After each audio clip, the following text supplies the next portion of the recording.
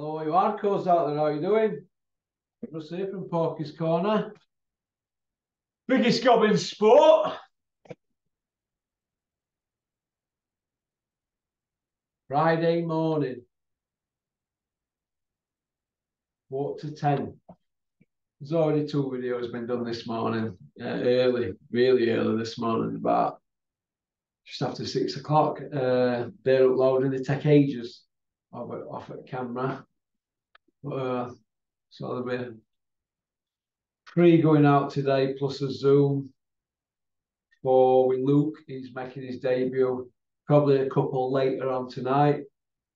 So we might get 6 out today, so that's good, isn't it? That takes us over 60 videos. 61 videos that'll be for August. Not bad in 11 days, is it? Hey, for a small YouTuber. Right, let's get down to the nitty-gritty. You know what I mean? This is the part I like best. Feeding time. Sam Jones. You're always there or thereabouts, aren't you, Sammy? Hey? You're a Cub Scout, Sam Jones. A Cub Scout. You look about 12 with your beard. You're everybody's pal, aren't you? It's me, pal. You're pal. You sound like Dennis and Ross Birkinshaw. Pal. Dennis. Porky Russ. Michelle. He's left me, you know, for a rester. Ah. Hey? Unbelievable, aren't you, Sammy? Hey. Why are you putting tweets out, Sam Jones, saying that Ngannou gave Joe Joyce all he could for 8 rounds in sparring? Why would you say that when it was a move around?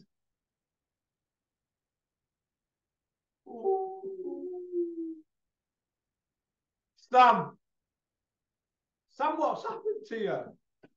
Why would you put something out like that? You must have been sat at home thinking, how can I crawl up Bricktop and Tyson Fury's trouser legs? How can I do that? Not right, Sam. How can I get in their good books? Listen, Sam Jones, if you had any knackers, you'd have been forced legal action against the WBO for Joe Joyce's title shot when he was mandatory. Since then, he's been parked up. Now he's been knocked about by Zhang. Now he's going to rematch Zhang. So he ain't going to fight well next year now, is he? After the Zhang fight. So he's further and further and further away, isn't it? You know, when you get an opportunity for the heavyweight championship of the world, forget about money. If you're good enough, money comes. Just take it. You mind thinking about, oh, money's not right. You take it, because once you get there, the money comes. I won't like to think you were doing best for my fighters, Sam. Not when promoters are turning around and saying to you, hold your horses, Sam, and we'll look after you and your fighters down the line. We know that happened. We know it happened, don't we, Sam? Don't make out it didn't. 2 weeks ago, you were sending DM messages to somebody on Instagram or sent them, kid who runs a Porky account, sending them me. Through him to me. Yeah, I'll come on Porky's Corner. Well, where are you? You said this 27 months ago. Now you said it 2 weeks ago. Every time I mention your name, you're going to come on here. You won't come and sit here in front of me. You can't handle it. You can't handle the pork heat. You won't be able to handle it, Sam. I'll tear you apart. I'd only have to ask you 5 things and you'd be like, yeah. You would. You'd be like Big Malk when he went into overdrive for his friend, the Can Man. Remember, don't you? Oscar Ribs failed the dope test as well. Oscar Ribs failed the dope test as well. Cost him his job at Sky. Who dropped the story on that one? About it costing him his job. Costing him his job. Moi. Yeah. And all them at Sky didn't go into bat for him. Once Frank Smith, a.k.a. Spotty Frank, laid the law down, they all went... Four of them in a room. Yeah. Big Mal, did he deserve it? Well, he went above and beyond, didn't he, really? I can understand him doing it because Dylan White's his pal, or he thought he was his pal, and he thought he might pick up a few crumbs along the way off White's back. Maybe. That's what happens in the sport of boxing. It backfired, didn't it? And that's what happened. They backstabbed him, just like Dylan White now. He's out in cold, isn't he? And everybody's sticking it to him. Although, since I put a video out saying Dylan White's going to put it on a few people, well, have you seen them all? They're all going in a different direction. You know, we've got the Gad coming out. Well, let's wait and see. Everybody wants to wait and see what has been done for now. All backtracking. Let's see if Dylan White's invited to any Eddie Hearn shows or Eddie Hills. Iceman. 6-0. Iceman from Billericay. 4 by way of. But the only footage we've got is him knocking the Spotty one about. Isn't that right, Spotty? Old Spotted Dick. Head. So it's going to be interesting. But Sam Jones, why would you put a tweet out like that?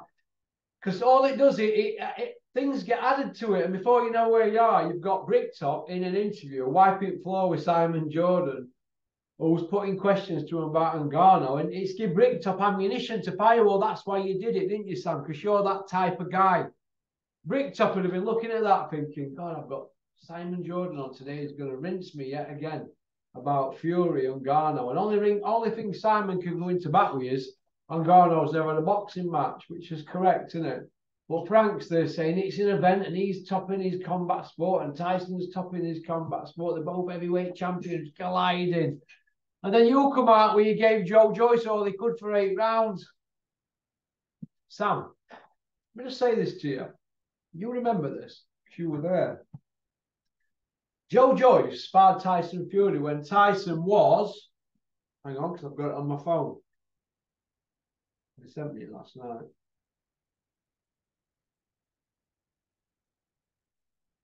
£388 was his highest. So he got on scales. £388. And he sparred Dubois and Joyce that week. And all he did was stand it middle of the ring with that fat. And do you know what? They couldn't get near him, Dubois and Joyce. They couldn't get near him. So what's that Ngannou going to do? He's a box of tricks, isn't he, Tyson? They couldn't get near him then, so they won't be able to get near him now, would they? No. So why would you come out and do that? Because all you've done is big up Ngannou. Oh, we gave Joe Joyce an hard spar, and everybody's going to run with that now. But he gave Joe Joyce all he could because of your tweet that's such rubbish. Sam, you know that tweet's rubbish. It was a move around. It was a move around. The kid's never had a fight in his life in a boxing ring. Do you think Joe Joyce was going to get in an MMA cage with Ngannou and go and give him all he could? No, that would be a move around, wouldn't it? That's all it were. Why would you do that? Why? Is it because you want to crawl up Bricktops and Tyson Fury's trousers? Is that what you want to do? Is that what you are, Sam? A creepy crawler. Hey, creepy crawlers in boxing. Unbelievable. Unbelievable, isn't it? Speaking of creepy crawlers. Oh, this is a classic one, this one. This is a classic one. Adi. You know that Adi at DAZN? He's got a YouTube channel as well. Adi. We both know why you got that job at DAZN, don't we? The same reason Johnny Nelson got his job at Sky Sports. That's why you're at DAZN. Okay? Just letting you know. So don't be getting carried away with yourself. All right? We've got the AD and the Gad. He's always there or thereabouts, the Gad, isn't he? Hey? Hey, 29 interviews in 2 days. He's catching Spotty Frank and Eddie Hills up. The Gad is everywhere. The Gadfather. I want to be his friend. No, I don't. I want to punch his head in a ring. Not a Gad. I'll take you on, Gad. I'll take you on. I'll even go down to welterweight for you, Gad. So I've heard you've lost loads of weight. I can do 147, Gad, and then rehydrate to 149.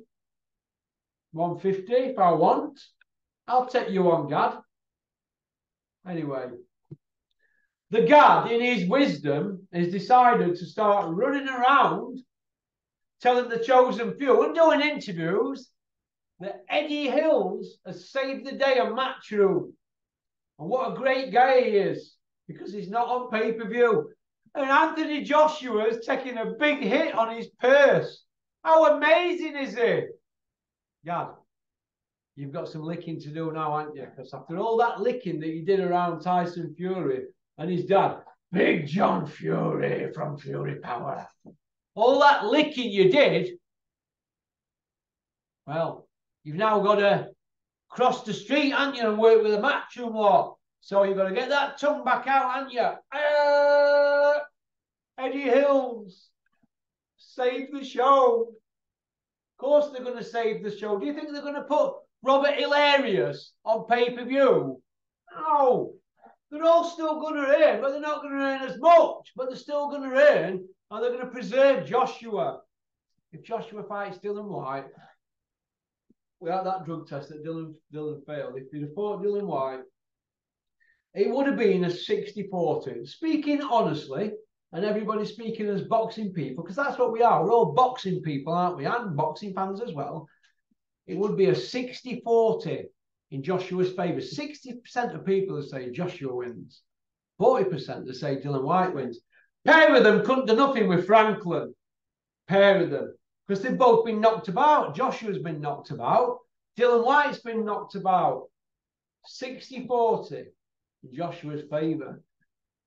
Now, and they're going to get millions. But now, Joshua's not going to get as many millions, but he's going to be in a fight where it's a 95-5. 95% chance of winning, 5% chance of losing. So it's better odds, isn't it? It's all a numbers game.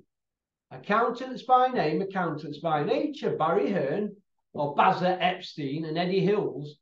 They're accountancy people. They're obsessed by numbers. So they live to fight another day. I mean, look at the defences that Chris Eubank had. Come on. And look at these what Joshua's on. They've all been soft, haven't they? Well, let's have it right. Accountants by name, accountants by nature. So everybody's going to buy into it, but the tickets are not selling. Now they go onto the website, you'll see all them that were full and sold the other day, people have all got the refunds. Nobody's buying into it, are they? You mind that Elenius coming out with his ZZ top beard, Mr. True Geordie lookalike, saying, I'm going to knock AJ out, and then I want Wilder rematch. I'm going to ice him, and then I'm going after Fury and Usyk. But yeah, he's just struggled with a white collar guy last week. Took him 3 rounds to get a white collar guy out. Oh my God! Dillian Whyte's already beat Elenius. It's a joke. Dave Allen bashed him up in Finland in sparring. Punched him upside down. Pop, pop, bang. Punched him upside down. But we've got your lot going into full Matchroom PR overdrive, trying to sell it. Listen, them at Matchroom can't stand you guys. You and Spencer Oliver, they can't stand you. But they need you for the platform, but they don't like you. I think Eddie did, but they don't now. You showed your true colours, tying your flag, your mask to Fury's mask, didn't you? Eh? And Bricktop. Now you want to cross the street. Do you think you're going to get any favours off them? It's a bit like Josh Warrington and his dad, Stan Ogden. You think they're going to get any favours off Eddie Hills? They keep crossing the street back and forward, back and forward. Pause. A bit like Don Charles, isn't it? He's had Chisora back, is it 6 or 7 times? What sort of man does that? Could you see Mark Tibbs having Dillian Whyte back 6 or 7 times? Or Peter Fury having a fighter back 6 or 7 times. Get gone through that door would be the words from Peter, and don't ever come back. Not John Charles, because it's that. People will do crazy things in boxing for money. They'll brass themselves out because they've got to eat. You know what I mean? They've got to eat. There's no loyalty in boxing. Everybody, look, I'm not having a go at Don Charles, but he leaves fighters it being too long, doesn't he? What he did with Chisora. It's not the first one, is he? That it's happened to. Do you know what I mean? But you can understand that mentality. It only needs a lucky punch, but come on. People brass themselves in the sport of boxing. Brass themselves off. Davey Day's been doing it for years. What's he going to know now? He'll be conjuring up something in his head to get a few quid, David. Oh, yeah, but can you imagine the Cobra having to behave like that? With all his millions? Hey? He wouldn't do that, would he? Brass yourself. Man in the mirror moment. All these brassers in boxing and hookers, go and look in the mirror. When you get up in the morning, you know, when you shave, just look at it, and then when you're finished, you put your aftershave balm and just look at yourself and go, am I a brass? Whose arse am I going to lick today? And the ice breaks. Solid. I'll be waiting. And it breaks every day. I see people brassing themselves off. I see people in positions in boxing that are not qualified to be there. Simon Jordan's a football man. He shouldn't be talking about boxing. He doesn't know what he's doing. He doesn't know the mechanisms. He doesn't know the people. He's taking them at face value. He doesn't know the histories of them. Brassers. Brassers. There's loads of them in the sport of boxing. Every single day, people are in positions that shouldn't be there. There's trainers that can't train fighters that have got board-registered trainers. They get the board-registered trainers. They can't train fighters. You know what they are? Padmen. That's it. Keep fit men. PE teachers. Shouldn't be trainers. Don't know what they're doing. And the list goes on and on and on and on. And as long as Johnny Nelson's arm. It's as long as Johnny Nelson's arm. Pop, pop, bang. As long as Johnny's arm, I'm telling you. Brassers everywhere. Brassers. Brassing themselves for a few quid. Because they don't know how to get a few quid anywhere else. Well, that's it. They stick a knife in you and look at you. 90% of them. Seen it with my own eyes. Seen it. Shocking it is. Shocking. No morals. No morals. A bit like Sam Jones, isn't it, Sam? You're a brass, aren't you? Why don't you tell everybody what you've done for Joe Joyce when you had him? What did you do for him? Tell us all. You're a boxing man, Sam. Tell us all. I think the Gad needs to come out and tell us all which team he's batting for now, because all week we're going to have the Gad batting for Matchroom and AJ. Aren't we, Gad? Brassers. Brassers. And I'm not just saying that because Gad's been sticking it to me on IFL. I ain't bothered about that. Oh, that little Gimp Umar. Gimps. They're not real men, are they? I know what people think about them when they're not in room. But they're not bothered, are they? Because they're in like a little bubble. When the bubble burst, we know what happened to Umar when he had to go grovelling for his job back, don't we? We know about all them things, Umar, that you said. How we're young and naive and all that. No. I ain't having it. I thought Umar was the man. But he's been turned. And that's what happens. You get turned by these people. You get turned by brassers. But like I said, people in positions in boxing who shouldn't be in positions. Isn't that right, Roberto Smith? You've been a total failure. The Boxing Board of Control. A total failure. That's just how it is. That's what this is. But they're going to go on every platform and they're going to push it as much as they can to get back into the circle. You see, the Gad's out of the Matchroom circle and he wants back in, don't you, Gad? That's why you're going above and beyond with all these interviews. Tell the truth. I wish these people would just tell the truth. If not, I'm going to do. Because you don't need a script when you tell the truth, do you? Just chop bullet points down and just run with it. So I do. It's pretty simple, really. We've covered all that, haven't we? Have a look. Have a look. Yeah, we've covered that. Who is it? That AD. Like I said, we know why you got your job there, don't we, AD? But what can you do? Yeah, we're going for it today, aren't we? We're really going for it. We've got Luke on in 2 minutes. So, 2. We'll see if I can go for 3. 2 out of 3 ain't bad. Okie dokie. So, peace out. Keep on trucking. Keep sporting boxing. Do not have nightmares. And remember, if you want to chat shit and that ice breaks, I'll be waiting. Don't you worry about that. Pop, pop, bang.